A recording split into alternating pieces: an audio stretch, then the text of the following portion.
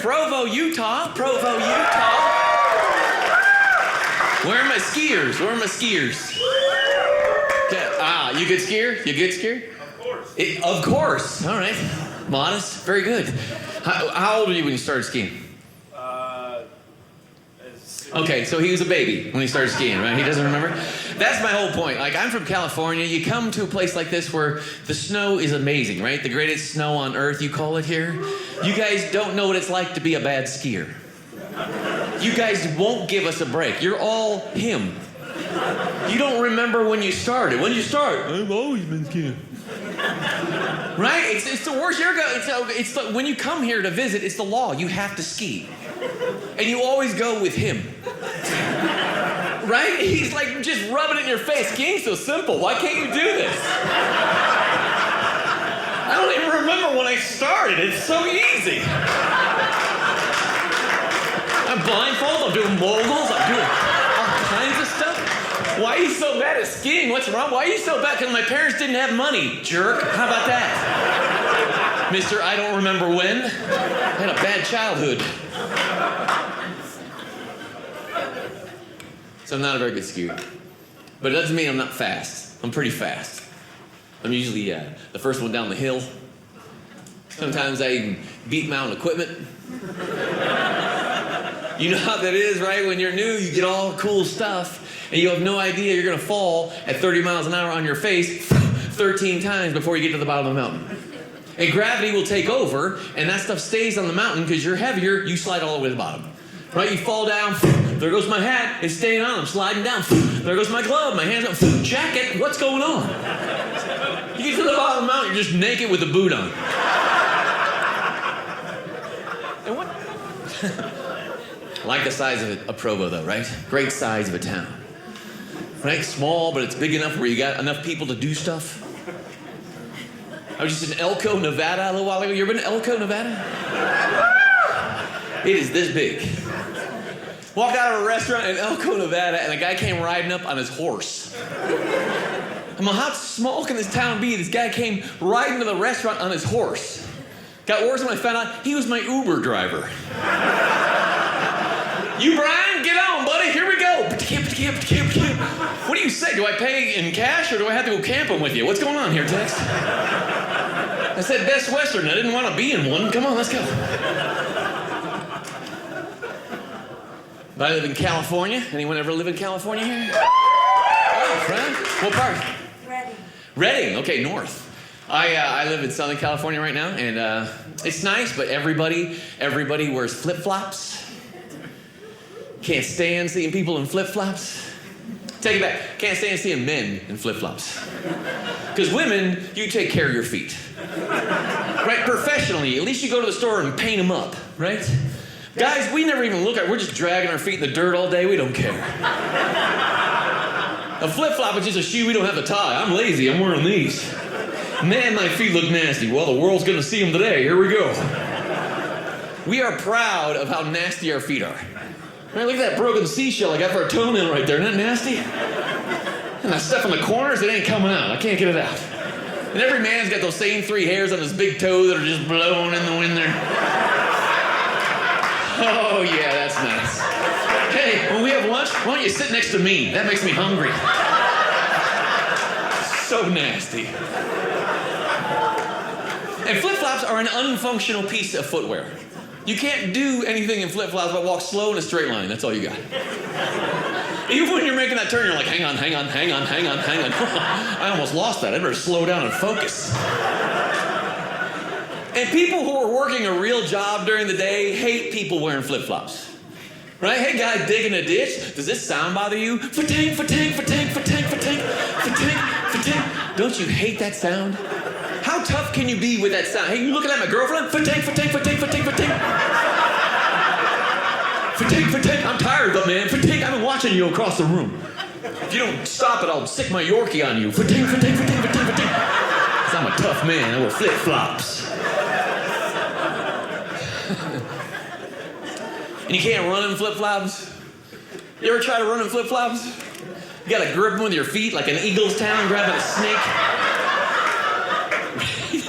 It could be important. He's got a knife. Run for your life. Fa-ting. Oh, he caught me. He's stabbing me. Oh, should have worn the sneakers.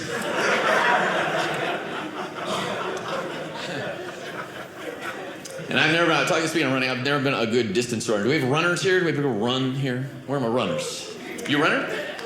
A little bit of runner? Have you done competitions? Like, yes. What's the longest you ever run? No. It's so great. Are you a runner? I am. How far do you run? Not very far. When I have to go to the bathroom, I'm pretty fast. I run a little bit. Thanks for your help. I appreciate you taking the show to the skids of my special. I run, not really. Just talk to me and waste some more time. I know it's free. What's the longest you ever run? Do you have a specific distance? That would be awesome. Have you run around like a mile? 5 miles. Everyone stick with 5 miles. I got talked into a 10K, and I'm not a runner. They go, hey, Bryan, you want to run this 10K with us? I'm like, nope. I don't. I'm not a runner. I haven't trained. I'm not running a 10K. And this is how they talk me into it. This is their big trick. Hey, there's a free t-shirt at the end of it. Well, count me in. A free t-shirt? Oh, my gosh. Problem is, I grew up in the United States. Horrible student on top of that. So I'm thinking 10K, 10 kilometers. What's that, like a mile? About a mile and a half? They're gonna be losing money off of free t-shirts on this deal, right? So at about half a mile, I'm dying, right? I haven't run at all. I'm out of gas, but I'm trying to hang in there for my free t-shirt. So I'm struggling. I'm like, how much further to my free t-shirt? I gotta make my free t-shirt. I'm dying out here. How much further? Some guy yells out, 6 more miles! And some sound came out of me that I've never made before in my life. You know that when you're too tired to make any speech come out, and the other runners, they hear me and they know I'm probably having a seizure, but they're so worried about their time. They're like, he's hurt. Someone help him. I gotta keep running. I can't waste my time and stop for this knucklehead. He should have trained. 6 more miles. I'm not running 6 more miles. For a free t-shirt? I'm not homeless. I could buy a t-shirt. So I'm thinking, I gotta get out of this race. But I do what any man would do in this position. I fake an injury, of course. Right? I gotta make sure it's not my fault. But whoa, hamstring, blew my hamstring. Whole football injury. Sliding out of the race, almost out of this race, and people are starting to pass me right now. And I'm just about at the sidewalk, and I'm totally out of the race. I'm just about, and that's when I hear the sound. Fa-ting, fa-ting, fa-ting. Are you kidding me? Someone in flip-flops is about to pass me right now. That can't happen. You can't lose a foot race to someone in flip-flops, right? So pride takes over. I'm like, oh, I'm back in. This guy's not gonna beat me. And I'm running, and every time I slow down, fa-ting, fa-ting. Oh, he's relentless. Where is this guy? I can't see him, but fa-ting, he's just killing me. This guy pushes me all the way to the end of a 10K. I make 10 kilometers without training, right? I can't believe I finished it. I got past the finish line. I'm like, I can't believe I made a 10K. I couldn't have done it without the flip-flop guy. Where's the flip-flop guy? I turn around. It was just an old guy running without a shirt. Are you kidding me? Come on.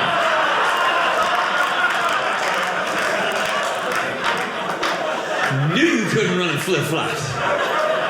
Loose skin sounds the same thing as your heel hitting rubber. Exactly the same sound. Oh, that's horrible. So always goofy guy. I always put myself in bad situations all the time. I'm kind of like an adversity magnet. Bad stuff just kind of just grows on me, you know? When I moved away to college, all my roommates were black, African-American guys. So I fit in really well. Right? These guys turned out to be my best friends of my whole life. To this day, they're my very best friends, but I was the only white guy, so they used to rip on me for everything I did that was white, which is everything. I do everything that people rip on white people for. Like when I smile, I show all my teeth. You know that condescending white person? You throw in that, oh, that's funny. So like, don't bring your friend anymore. He looks like a donkey in all the pictures, this guy. And of course, the biggest thing they made fun of me for was my dancing, right? Easy target. And they knew it bothered me a lot, so they used to play this little joke on me. They would teach me screwed up dance moves on purpose. And then they take me to a party. How mean is that? I'm doing the best I can to fit in. They're like, hey, B, bust that running man. Well, all right, here we go. Come on.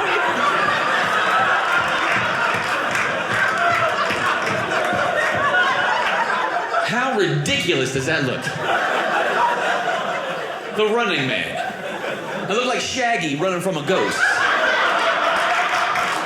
Zoinks, run, Sue, let's dance.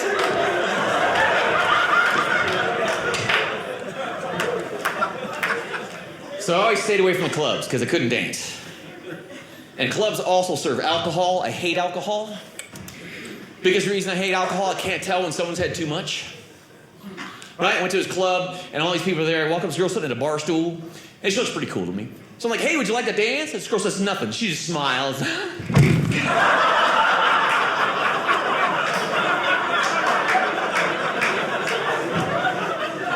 What kind of dance move is that?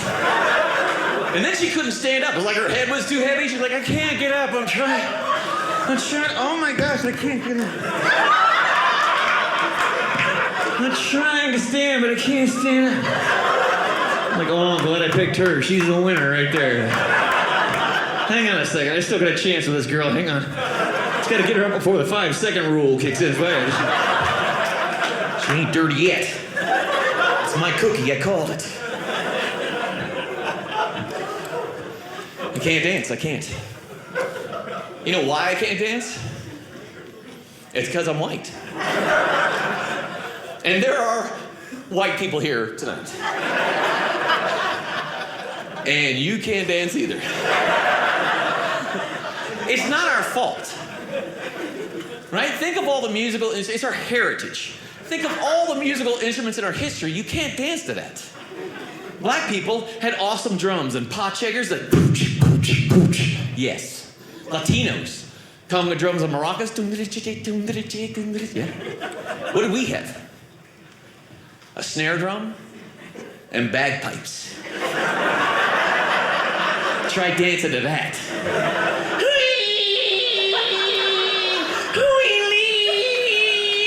We gotta do something, Liz. Here we go.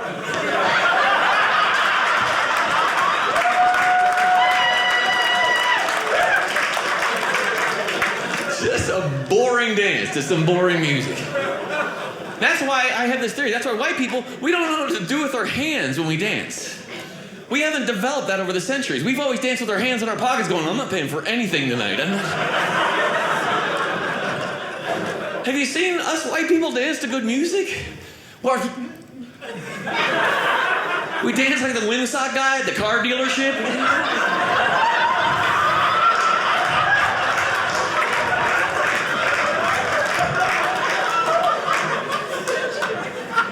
Did you meet anybody at the club last night? No, but I sold a Camaro. That was awesome.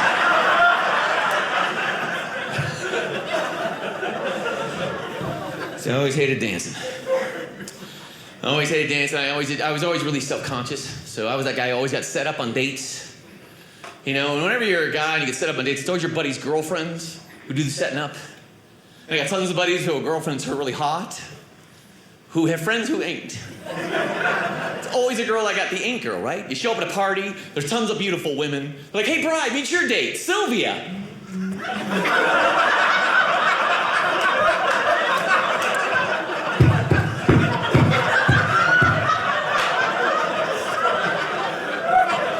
What is that? Please tell me that's not my date. That's the missing link is what that is. What is it?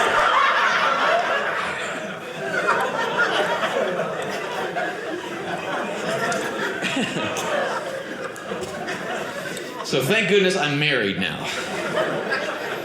And the only reason that happened is my wife is Latina. Do we have Latinos here tonight? Not a one. Good. You'll all love this joke. I have to talk to my agent to throw in some Latinos next special. And someone who runs further than this much. Those two things would have been going perfect. But I didn't have to do anything. My wife's Latina, right? She's like, here, come here. We're getting married now. You can just say I do, and you'll be taking care of me for the rest of your life. My wife is like the stereotypical hot Latina babe. And I'm that stereotypical dorky white dude. All she has to do is speak Spanish. She can get anything out of me. It's the most romantic thing I've ever heard in my life. She's like, hey, we should buy a car this month. I'm like, we can't buy a car. We don't have enough money. We can't buy a car. She's like, come on, we don't need a car. I'm like, we can't buy. I'm putting my foot down. She goes, por favor. And I don't understand Spanish, but it's so sexy. She's like, quiero un carro, idiota. I don't know what that means. But we'll figure out some financing. That was sexy. And she's very proud of all the stereotypes she fits of a Mexican woman. She's really strong, really proud of her heritage, and she's mean. She's most proud of that. Every time I leave town, we always have the same speech. I got my bags in my hand, I'm ready to catch a flight somewhere. And before I leave the house, she jumps out of nowhere. I love you with all of my heart. And hurry home, I can't wait till you're back. Hurry home, you cheat on me, I'll cut you, USA. Let me tell you, that is effective. I would be 1,000 miles away. A girl coming in 5 feet from me, I will freak out. Get away, get off of me, get off! Leave, save yourself, get away, you understand? She's Mexican, her family's huge. She's a Martinez, they're everywhere! Maricela Munguia Martinez is her name. And she is related to everyone. Right? We went to a big concert. There's 11,000 people in this big arena, and of course we're late. So it's pitch black when we walk in the arena. She sticks her head in there and she goes, hey, my uncle's here. How could you possibly tell your uncle's in this huge arena? She goes, watch this. Sticks her head back in there, and all of a sudden, I'm like, what is that? 8 seconds later, guy in the front row turns around, same whistle, come on back. Maricela! That was her uncle in the second row. They have a family whistle. White people don't have a family whistle. My wife can be walking down the street, and from 2 streets over, she hears like, and she'll throw on. I'm like, what was that? She goes, that was my sister. She's coming over for dinner at 6. We don't have that. White people don't have that. If we lose our kid at Walmart, we're like, caw-caw! Caw-caw! We lost Billy Joe! Caw-caw! Little kid, he passed me, he's all alone and crying, he's all, chirp, chirp, you ain't my kid! Caw-caw!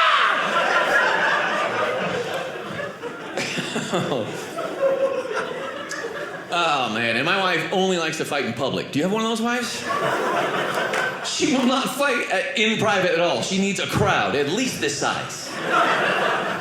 We're at a restaurant, just packed, shoulder to shoulder, and then she goes, you don't care about me or the kids, come on! I'm like, oh, are we gonna do this right now? This is the worst. Because I'm really codependent. I hate negative attention, like more than anybody. I just curl up in a fetal position when we start fighting. And she's giving it to me, just hammering me, just throwing it at me. And then she makes fun of me, and she went too far. She went, you're just sitting there, you look like a dumb bird. Oh yeah, now it's on. And as soon as I open my mouth, I start fighting back. You know, guys, what happens. The tears start to come, right? And now I look like the jerk, because I'm the one crying. You didn't have to do this in front of everybody all the time. God, everybody thinks I'm a sissy and afraid of you.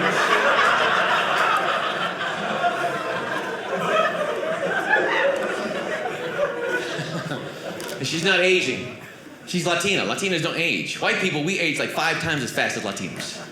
Right? When we started dating, my wife and I look the same age. Now, I look like her stepdad. Right? And I look like some creepy guy luring into the house. Hey, follow me there, sweetie. Come on, a couple more steps and I got you. It's a creepy old dude. So I'm trying to get in shape. And everybody started and stopped a million times, right? That's what you do when working out. You start, you stop, you start, you stop, you start. And I always ask people what they do to stay in shape. And I asked my mother still does the Thigh Master. Does that mean anything to anybody? In the 80s and 90s, Suzanne Summers was a beautiful blonde, and she had this contraption. It was called the Thigh Master, and it was a spring you stick between your knees. It's brilliant. So you stick it between your knees, and you squeeze it as hard as you can for as long as you can.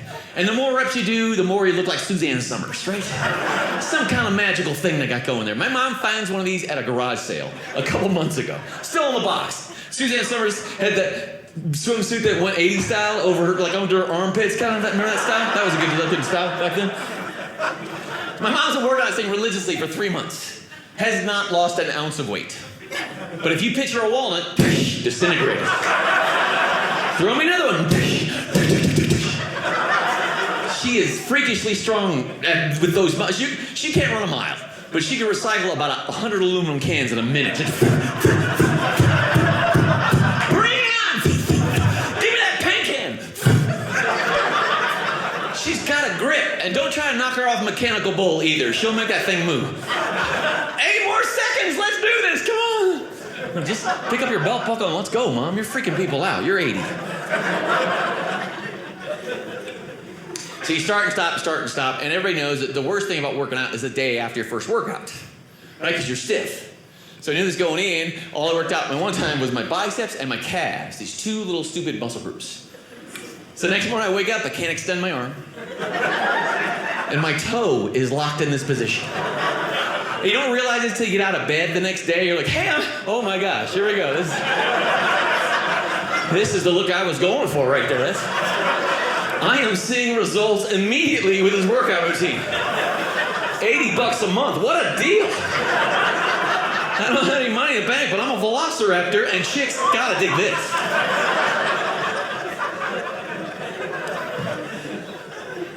And then there's one time I joined one of those gyms where you just like, it's like the gold, silver, power, crunch, kill you gym, where all the steroid head guys work out. And whenever you walk in a gym like that, I don't know what it is, you have to pretend you're like them. You're like a chameleon, all of a sudden you're buffed. You walk up the counter, look like an idiot. You're like, I'd like you to take advantage of your spring special, please. And the guy behind the counter is like, we're gonna have to set you up with a personal trainer because you have no muscles on your body. Have you ever worked out with a personal trainer? Do we have any personal trainers here? Really, back there? You can tell when someone's got a personal trainer. You can tell I'm the only guy in the gym who's got a personal trainer because I'm the only one doing this special exercise. Hi, how are you? Hi. You ever see these poor guys? Hi, it's my first day. Can you tell? Hi. Everybody's doing regular stuff and I'm lunging all over the gym. This is awesome. Excuse me, lunger coming through. I'm like, what's this doing for me, man? Well, it's helping your glutes, Mr. Kellen. Yeah, well, it's also helping me look like super dork. Thanks very much. 2 laps of this exercise, your butt will lock up.